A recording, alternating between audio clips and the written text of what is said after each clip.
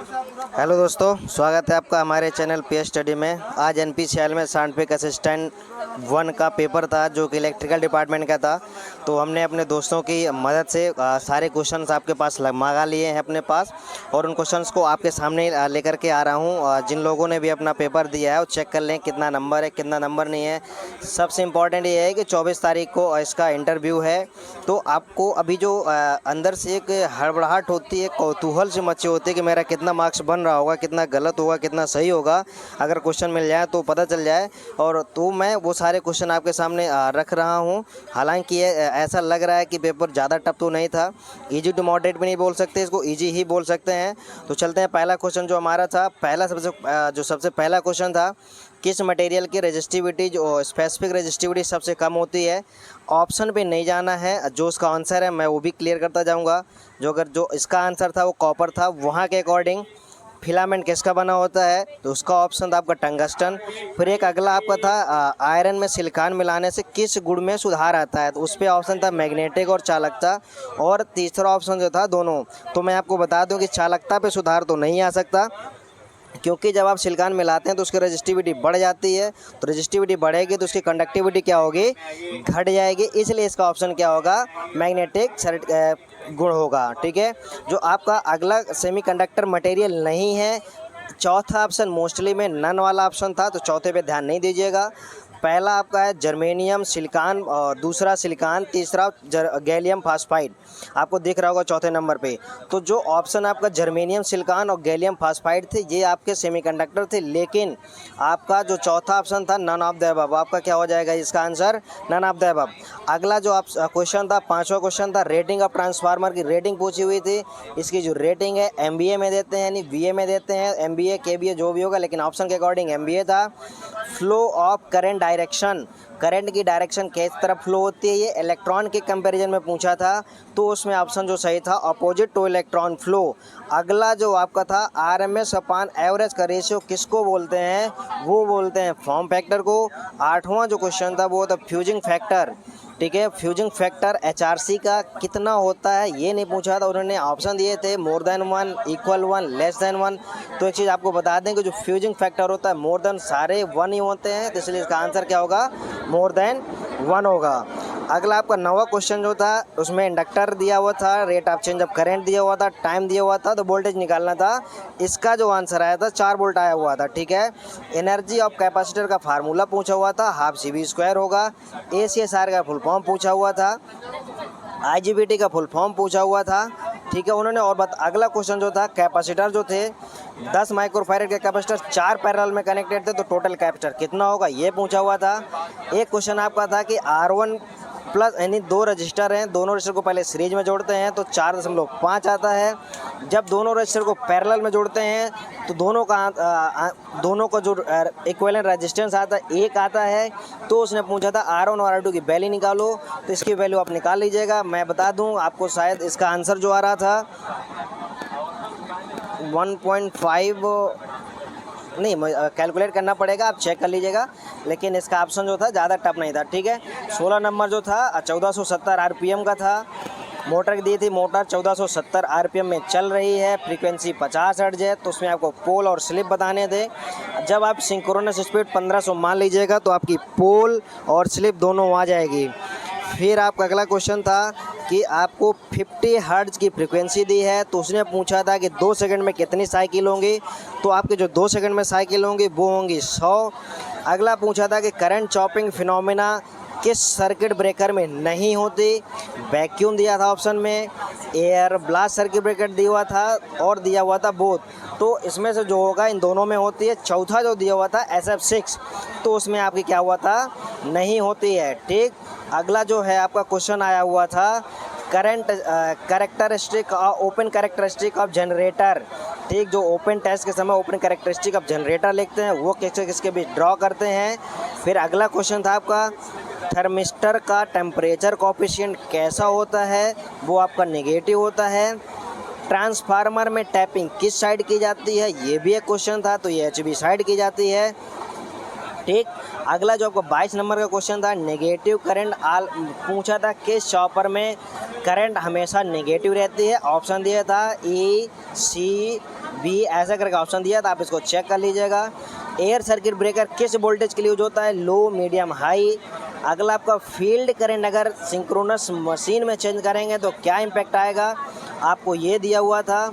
अगला कह रहा था कि अगर कोई जनरेटर ग्रिड से कनेक्टेड है और उसका एक्साइटेशन फेल हो जाता है तो वो कैसा बिहेव करेगा? अगला ये ऑप्शन आया था। तो एक क्वेश्चन और था, इफ़ आउटपुट ऑफ ट्रांसफार्मर, यदि ट्रांसफार्मर का आउटपुट पल्स है तो उसका इनपुट वेवफॉर्म कैसा होगा? तो इसका आंसर होगा आपका स्क्वायर। आपको 27 जो था आपको सर्किट दिख रहा होगा, ये आपको सर्किट है जो 2 की 0.5 और 1 ओम कनेक्टेड है। RAC पूछा हुआ था तो इसका जो आंसर आएगा 0.5 आया था। केबल में आर्मोरिंग किस लिए यूज होती है? ये होती है आपकी मैकेनिकल के लिए। सिंगल कोर केबल में आर्मरिंग किसकी बनी होती है? ये होती है स्टील टेप या स्टील वायर के लिए। अगला क्वेश्चन था कि 100 वाट 220 वोल्ट की रेटिंग है, अगर दोनों बल्ब सीरीज में कनेक्टेड हैं और 220 वोल्ट के क्रॉस कनेक्टेड हैं तो वो क्या करेंगे, कितना पावर कंज्यूम करेंगे? तो इसका आंसर आप निकाल के देख लीजिए कि शायद इसका आंसर 50 वाट आ रहा था। मैक्सिमम पावर थ्योरम से पूछा हुआ था। मैक्सिमम पावर थ्योरम से क्वेश्चन यह पूछा था कि अगर मैक्सिमम पावर प्राप्त करनी है तो आपको इंटरनल रेजिस्टेंस और जो आपका RTH निकलता है उसमें क्या रिलेशन है, ये पूछा हुआ था। अगला क्वेश्चन जो था जीनर ब्रेकडाउन वोल्टेज से पूछा था, अगर टेम्परेचर बढ़ाएंगे तो क्या प्रभाव आएगा। अगला क्वेश्चन था आपका 33 नंबर पे चलते हैं। 33 क्वेश्चन आपके हो चुके हैं अभी तक। टॉर्क अगर आपका 10% रिड्यूस कर दे इंडक्शन मोटर में तो वोल्टेज का वेरिएशन क्या होगा? इसका आंसर जो था 19% था, क्योंकि torque directly proportional to V² होता है। हाफ वेव रेक्टिफायर की एफिशिएंसी पूछी हुई थी, किस मशीन की एफिशिएंसी हाईएस्ट होती है? जैसे आपको ट्रांसफार्मर दिया था, बाकी 3 आपकी रोटेटिंग मशीन दी हुई थी। तो आपको बता दें कि जो रोटेटिंग मशीन होती है स्टैटिक मशीन की कंपैरिजन उनकी एफिशिएंसी कम होती है, इसलिए ट्रांसफार्मर का आंसर होगा। फिर अगला क्वेश्चन था 36 नंबर का कि प्योरली इंडक्टिव सर्किट में एक्टिव पावर कितनी होगी? तो आपको पता है 0 होगी। डिसकनेक्टिंग स्विच का यूज पूछा था। ठीक, आइसोलेटर के बारे में पूछा था कि आइसोलेटर कब यूज करते हैं, ऑन लोड या ऑफ लोड। लाइटनिंग अरेस्टर पूछा था कि उसके लिए सही नहीं है, जो कि आपको ऑप्शन यही सही था।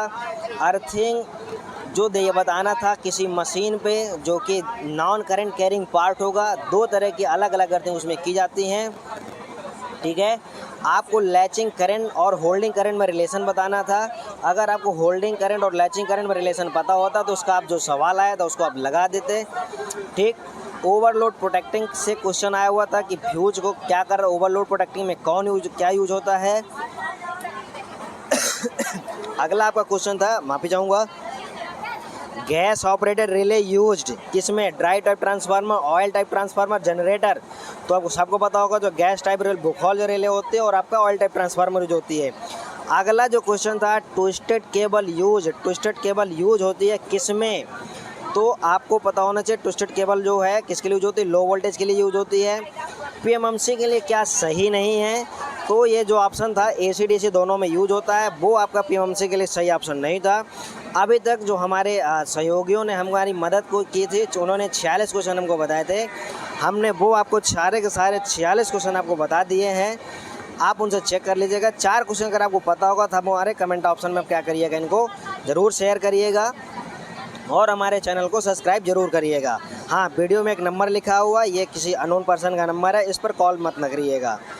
तो हमारे साथ अभी तक जुड़े रहने के लिए बहुत बहुत धन्यवाद। एक चीज़ आपको बताना चाहूँगा, मैं अभी इस समय ट्रेन पर हूँ तो नॉइज़ आपको आ रही होगी, इस नॉइज़ के लिए मैं माफ़ी चाहता हूँ। अगली बार किसी वीडियो में ऐसा नॉइज़ नहीं आएगा। आप लोग परेशान थे इसलिए मैंने ये वीडियो अभी तुरंत और हाल ही में बना करके डाला, ताकि आप लोग रास्ते में होंगे और अंदर क्यूरियोसिटी होगी कि मैं इन सारी चीज़ों को चेक कर पाऊँ कि मेरे क्वेश्चन सही है कि गलत है, मेरा कितना नंबर आया, मैं शॉर्ट लिस्टेड होऊंगा कि नहीं होऊंगा। हालांकि पेपर ये था और 24 तारीख को उन्होंने बुलाया हुआ था, 1 से 2 दिनों में रिजल्ट भी आ जाएगा। जैसे हमारे स्टूडेंट भाई लोग बता रहे थे कि इन्विजिलेटर बता रहे थे 2 से 3 दिन में इसका रिजल्ट आ जाएगा, क्योंकि इस बार 24 तारीख को उसने DV और इंटरव्यू के लिए बुलाया हुआ है। तो 2-3 दिन आप वेट कर लीजिए। और अब ये क्वेश्चन आपको बता दिए गए, इन क्वेश्चन को आप क्या करिए, चेक कर लीजिए। जो भी आपका क्वेश्चन सही है गलत है वो आप देख लीजिएगा और मिला लीजिएगा अपने सही तरीके से। अगर गलत भी है, आपको ऐसा लग रहा है कि मेरे ज़्यादा गलत हो गए हैं, तो परेशान होने की ज़रूरत नहीं। अगला paper IOCL, DVC, RRB JEE लगा है, आप उनको टारगेट करिए, क्योंकि परेशान होइएगा तो आपकी पढ़ाई डिस्टर्ब होगी। ऐसे करने से आपका लॉस ही है। रिलैक्स में रहना है, पढ़ते रहना है, और ऐसी नई नई अपडेट के लिए हमारे साथ ज़रूर जुड़े रहिएगा। हमारे चैनल PS स्टडी 741 को सब्सक्राइब कर लीजिएगा। आपका टेक्निकल एग्ज़ाम का जो भी होगा सारे एग्ज़ाम का रिव्यू देंगे, और आपके भाई लोग जो भी SSC, CGL का और MTS का पेपर दे रहे हैं, उसके जितने भी हर शिफ्ट में क्वेश्चन आएंगे उन सारे क्वेश्चन को भी हम क्या करेंगे, डालेंगे, ताकि आपको अगले शिफ्ट में क्या हो जाए, फ़ायदा मिले। क्योंकि क्या होता है कि shift wise SSC paper question क्या करती है, रिपीट करती है। अगर नहीं रिपीट करती है तो उस टॉपिक से क्वेश्चन रिपीट करती है। तो आप कोशिश करिएगा कि हमारा वीडियो देख पाएँ तो देखते रहिएगा, बिल्कुल देखिएगा, और हमारे साथ जुड़े रहने के लिए आपका बहुत बहुत धन्यवाद। मिलते हैं आपसे नई वीडियो में। अगर आपको नए क्वेश्चन पता चलते हैं तो आप हमें ज़रूर कमेंट बॉक्स में बताइएगा। हमारे साथ अभी तक बने रहने के लिए धन्यवाद।